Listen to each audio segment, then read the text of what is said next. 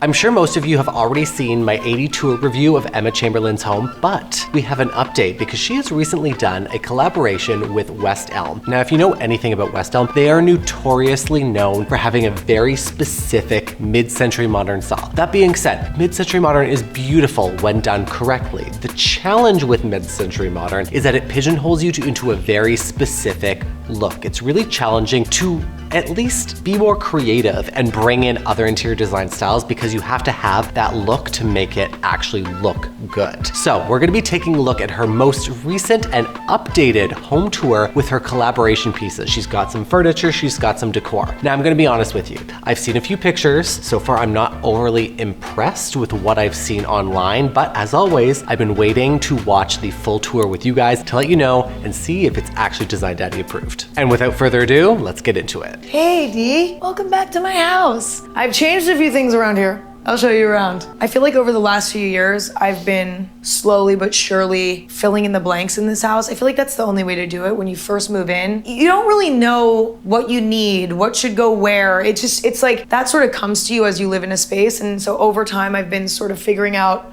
what I am missing. You think this is just for show?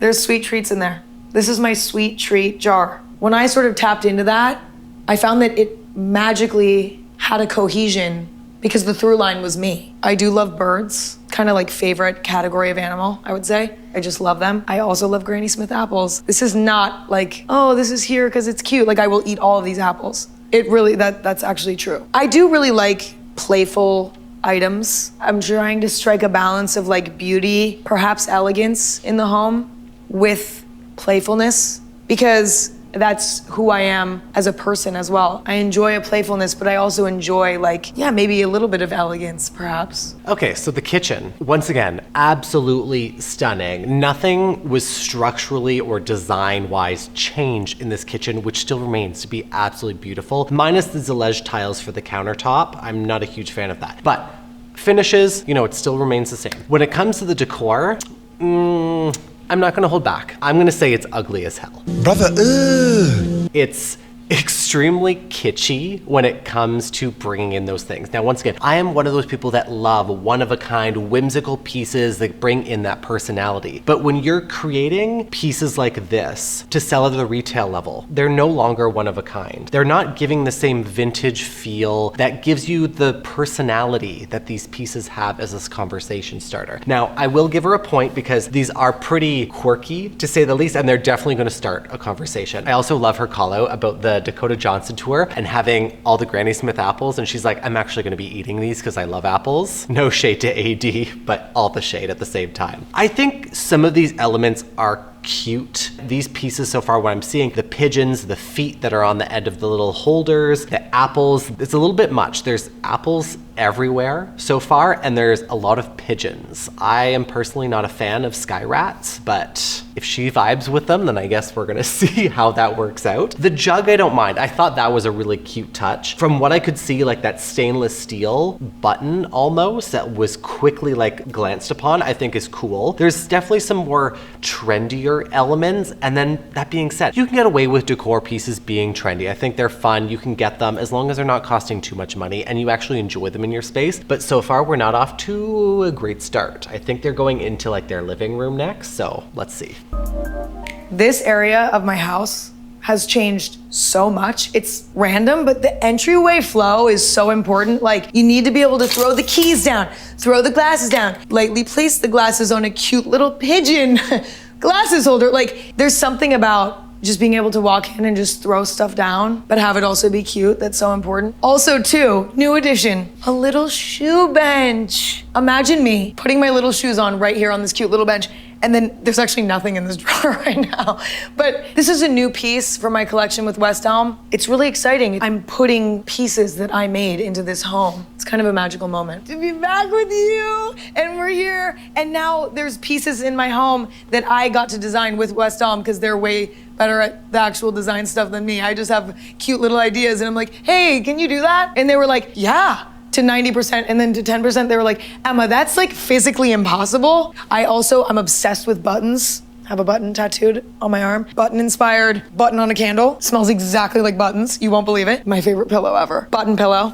Also, button tray. Does Emma have any other things that she likes? There's also button coasters. This room is particularly buttony. Like, I promise the buttons will sort of like phase out. I have to talk about what I'm most excited about in here, which is my new game table. Boom! Where was this the first time? This room is all about gathering, being social. There's no TV in here. It's interesting, like I never would have thought of putting a table in a living room. It was actually my mom's idea. This little area has changed up a bit, and to be honest, I love this piece so much, but I don't necessarily have the place for its like intended purpose. So I was like, how can I make it make sense? It's now my game dresser. I had like a hosting phase a few years ago, kind of fell out of it. We're bringing it back 2026. Okay, so we've kind of bunched in both the entryway and the living room since they're both in the same proximity. Let's get into this because I have some thoughts, not so great, but not too bad. Spatial planning is really key when it comes to designing your space. And I'm really happy to see that she understands her workflow, her live flow of how she comes into the house, where she's dropping things off, and how she's interacting with the space. That's what's really important when you're designing any house or any room, and that's how I operate with my clients as well. I like to know how they work, how they operate, where they're dropping stuff in, where they come in from the house. Is it from the side entrance? Is it from the back? Is it from the front? Where are they dropping their shoes off? Where are they dropping their keys off? These are all really important when it comes to designing your entryway. Now, when it comes to her decor, the pigeon holder is cute, not my vibe. I don't mind it though. The button trend is, let's just say, just going a little bit overboard. There's one thing to use literal items, and then there's conceptual approaches to design. Literally putting buttons on everything it's odd, it's uncomfortable. She's like taking this trend so overboard, and like I think she's assuming this button trend is gonna be like hardcore. It's not. The new redesign of this living room feels extremely crowded now that there's all these new furniture pieces in, and it doesn't have that same radial design around the center as it once did in her previous tour. What works is, once again, very minuscule, but we're gonna go over it anyways. We're gonna give her some credit where it's due. The bench, I think, is really great to have. In my opinion, it is a must. If you are super tall and putting on your shoes right in your entryway or your hallway, in my instance, is quite challenging. And be able to have somewhere to sit down to put your shoes on, take them off is a dream. So I love that. The overall color palette, I think, works really well. The color palette of these pieces she's designed, once again, very hardcore on that mid-century modern, but they seem to work with the space. It does kind of have a copy and paste feel to it, but what doesn't work for me is the bench and how it's placed for the sake of just having it there. The console table that we've seen in her previous tour, beautiful. That like glass brick that they made themselves, beautiful, one of a kind, stunning piece. But then to add a full-on furniture piece beside it feels really out of place. I think a nice kind of poof or an ottoman would have probably made it a little bit more beneficial and also looked proportional and proper in that space instead of now moving over the console, adding a little bench slash side table to it. Doesn't work. Said it before, I'll say it again. The button trend is too kitschy. I like the motif of the button. I think that is a clever inspiration that could have been done, a little bit nicer and more conceptual in terms of the shapes instead of being like, no, there's a literal button on the candle, the coaster, all of this, the pillows, the side table. The buttons thrown onto that throw pillow that I'm looking at now is giving like a thrift store DIY, but it's gonna cost you $39.99, which is a little bit wild to me. The other thing that I'm just rewatching this over is the button coasters have holes in them. Make that make sense, people. A coaster is designed to protect the surface it's on, especially for the condensation of the water dripping off your glass, and you're putting a hole in it. Pretty sure that defeats the purpose of it, but I mean, I guess there wasn't any logic behind this. They're like, yeah, button coaster, let's put holes in it instead of, maybe having like a small little drip tray inside so the water catches. No, it's still gonna ruin your table. But I mean, for probably what, $50.99 or something, whatever they cost, you too could now ruin your table. The other thing that's throwing this room off to me is, once again, they've zoned it in a few different areas and they've added in this game table. The game table's cute. For me, it looks more of like a side table based on the actual size and the proportion of it. This is not going to be fitting for people playing games with a board game on it. Maybe cards, that's the only thing you're gonna get on there. It just, Like, have you seen how big board games are these days? Literally half the size of this table. You need a dining table to play that on. I feel like if they did a coffee table instead of this side table and they redesigned the space around that and that was more accurate as a gaming table, I would have thought it was more believable. There's definitely a few things that I would have done instead to either make these work or make them a little bit better. I know I said before, definitely using an ottoman by that console as when you come in. So when it comes to those button shapes, as I said, conceptual versus theme. We're going super themey with these. I would have definitely taken that more conceptual approach and using the shape, the sphere, and brought that in so it's not so matchy. Like instead of just doing like a literal button, the shape. You could just do a round pillow, and having that motif that carries through feels like it's consistent in the space as well. Not having a literal button that's connecting like, oh, button. No, it's not working. And when I say carry design language throughout your space, this is not how you do it. There are certain colors you can pick up, there's shapes you can pick up, but if it's a literal item, you're trying way too hard, and honestly, it comes off as if you're just buying it all at the same store. That's the last thing I want to see anyone do, is buy everything from the exact same store, because once again, you're going to be giving Leon's brick hardware store where everything is matching. This is giving that same energy to millennials, which is not working for me. I'm gonna have to give the living room like a 7 out of 10. Honestly, I loved the way that it looked before in terms of how it was arranged, but having them now sectioned off into smaller areas where the furniture is put just breaks up the room and makes it look a lot more busier, and it doesn't actually feel cohesive anymore. Adding in that dresser off to the side there with that beautiful Bolche light, by the way, to just put all of her board games in, it's too big. The proportion of it does not fit with the rest of the room, and once again, it looks like they just added in because they needed to showcase the pieces. Those are my honest thoughts so far. Let's see if there's anything better that's getting added in. This room, the last time you were here, I had a different couch, and it was a rental couch because I didn't have this couch yet.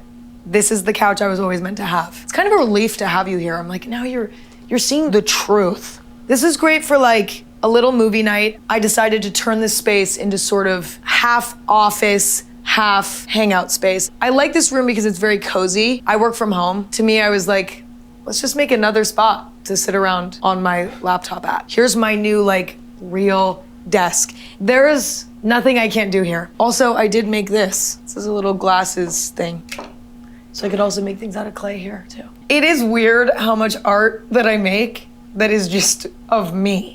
I don't know why I do that. Okay, so we've done office/second living room. So once again, before was pretty good. I like the way it was styled. I know AD probably styled it the way they wanted to make it look nice. And she even mentioned that the sofa she had before was a rental. The sofa that's in there now, incredible. I love the color, it's rich. I love the modularity of it. I think that is a great addition to this collection and something that I would personally probably get for a client or even myself, honestly. I like the shape of it. It has dimension, it has texture to it. Velvet is always a bonus when it comes to sofas, super easy to clean, and the performance fabric is always really great for maintenance and longevity. The glasses tray she showed, I certainly hope that's not part of her collection because that was diabolical, and I don't think that's something that I would ever personally share myself because that was interesting. I can appreciate that all of the pieces in her house and all of the artwork around it revolve around something she's done herself, or her father, who is an actual artist, has contributed to it. So I think that is fantastic. It's not a copy and paste that you would typically get from a store that West Elm offers when it comes to their art, because it's usually very, once again, boring. This living room space feels super cozy. I know she said she works from home, so having different areas where she can like set up, work from home on her laptop, journal, write, I think is great. It gives the versatility of the space. So you're not always getting bored and stuck in the same office all the time. That being said, setting up an office and making this room divided into 2 areas now makes it feel really confined and small. The proportions of this desk do work well with where they put it. It just feels really out of place. Like most people wouldn't actually have this set up like this. And once again, I know this is an ad for their pieces, but it doesn't feel like this actually belongs. I'm seeing more button shapes everywhere, which is once again wild The sofa, I am gonna give them like a 10 out of 10 though. I think that's really great. The low shape of it is really beautiful. It matches the mid-century modern style, and I think that can be beneficial to it overall. The one major problem is that if you're Emma's age or younger, this is a great sofa because you can get out of it. If you have terrible knees, or you're going past 90 degrees when you're sitting down, you're gonna have to roll out of it. So keep that in mind if you're looking for the sofa for yourself. What really doesn't work, like I said before, is the way that they've sectioned this room off into smaller areas. It feels like just vignettes for the furniture to have promotion and placement that don't really feel like they belong. If I were to design this space, I definitely would not have this set up like this and having a desk just off into the corner. I am gonna bet 100% that this is gonna be moved after they finish this shoot, and it's not going to actually live like this because, once again, layout feels really off. The pieces are cute, I'm gonna give her that. I love the use of the stainless steel and that walnut finish, which is really rich, and then once again, very true to that mid-century modern style. Please let me know in the comments if you actually think she's going to keep these rooms like this, or they're 100% getting back to what they were before. What other red flag that I'm getting right now is that the height of this TV with that floating media unit is not proportionate to the sofa itself. I probably would have had that TV much lower so you're looking at it straight on, especially with that sofa being so low. That's really important when you're looking at furniture and how you enjoy watching TV. You always want to at least eye level, if not slightly above, depending on how you're sitting and how far back you are from the TV itself. Overall, I'm gonna give this a 6 out of 10. I would have given this probably a 9 out of 10 because of the sofa, but everything else in this room just takes it down. Like, it continues to go down in terms of the proportions and layout. The color palette, once again, absolutely beautiful, true to that mid-century modern style, but it's not doing anything for me. Now we're in my bedroom. This ottoman is a new addition. I wanted something soft to have at the end of my bed. What I love about this piece is this little pocket. You can put a book, remote control for the TV. Like, I love little things like that. I feel like the energy I'm trying to cultivate in my room, kind of like a soft, mossy garden. It makes sense to me. You might look at my room and say, this is not a soft, mossy garden. Because it's not. There's like pops of red. It doesn't quite feel like that. But to me, I don't know, it sort of feels outdoor to me. I love this basket. It's actually, if you look at it, it's another apple. Okay, so we got a quick little glimpse into her primary bedroom. Now, once again, I have some thoughts and they're not the greatest. The ottoman is way too square to be at the end of the bed. A bench would have been much more appropriate to it. It would have worked better. The size of it would have worked way nicer. And it just feels like, once again, they've kind of thrown in pieces to showcase that they're in her space, but they don't actually work. Like, I like the book sleeve. I think that's a really cute touch to the ottoman, but I feel like a bench would have been more appropriate. Because like, if you're reading and you have a little bench or an ottoman, you're putting it close by, you're not gonna be sitting on the ottoman itself because that's not comfy to actually be sitting on and reading, in my opinion. The only thing that works in this entire room, I hate to say it, is the bed that she had before and the plants. There's way too many small pieces floating everywhere. By the window, we have another little chair. We have the little basket. We have the ottoman. We have another little bench on the other side. And I'm like, none of this is working because when you see the full picture of her entire room, there's a built-in bench underneath the bed on the other side. You've added 5 other little seating vignettes in a bedroom that are never going to be used. I don't know how people are falling for this. I mean, bless her. I love Emma. I think she's a fantastic individual, super creative, super fun. But this is like, it feels really forced, and I'm not believing the fantasy of this mid-century modern style and how it's all like working together. Like I said, I'm all for bringing layers and dimension into your space to have your eye kind of travel, but the different heights that they brought in here is all the same height, which is all low. It's not giving you the proper proportions, and it feels like it's trying way too hard. That little wicker basket that's shaped like an apple, that is how you do the concept of that shape properly to bring in that apple itself. It's got the shape of it, but it's not literal. I'm okay with that. I'm personally not a fan of the wicker, but I think, you know, it works a little bit nicer in here. I would have reverted everything back to the original design for this because nothing in here is working. Like, I'm gonna have to give this a 2 out of 10 because I like the throw blanket and the plants, which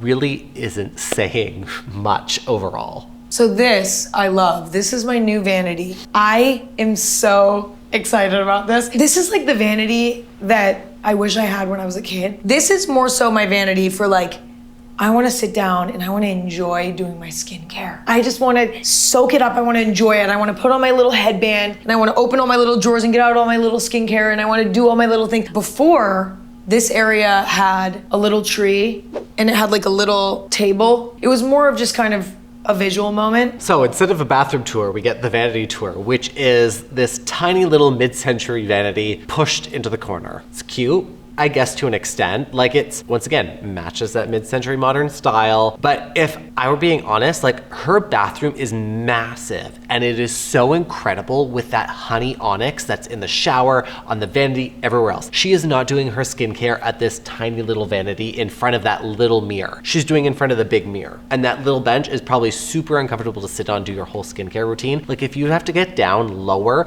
than your 36-inch standard vanity that you would stand at, it's not gonna work. The stool is cute, but like having this pushed off to the side like this doesn't feel proper. I personally like the plant in that space because, once again, the entire design of the room should be cohesive, but it should also feel balanced. Having a very detailed mid-century modern vanity like here is taking away from a lot of the details, like the beautiful honey onyx, the sculptural custom light she has, the flooring, the tiles, the marble. You're now competing with a vanity that's pushed off to the corner that doesn't feel like it actually belongs, which seems to be the ongoing trend of all of the pieces they've added in for this tour. This room, I'm probably gonna have to give the lowest rating. I'm gonna have to give it a 1 out of 10 because this 100% was not designed for this space. It was not built for it.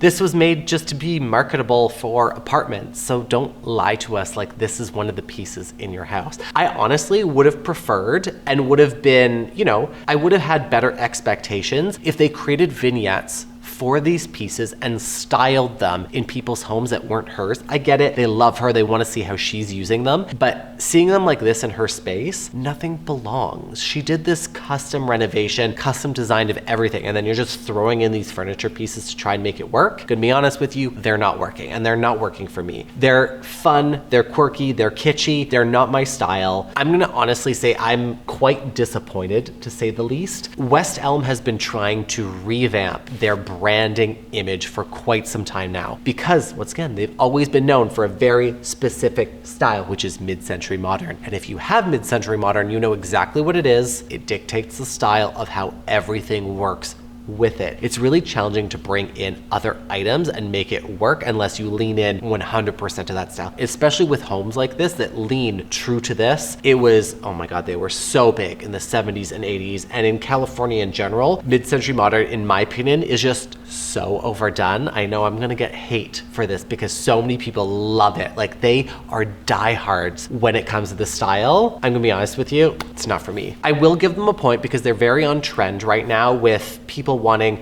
personalization, personification of items, whimsical, kitschy, one of a kind. But like I said before, like I said at the beginning, buying something at retail is not one of a kind because there's 500 people that are also going to have it. Don't buy pieces just because they're being marketed to you for consumerism. And trust me, I've been that way as well, and I don't appreciate it. I love Emma, like I said before, but this, the entire collection, I'm gonna give it a 2 out of 10 because there's nothing there that I think would be really great to even bring into your house. So I'm really sorry, Emma, if you see this.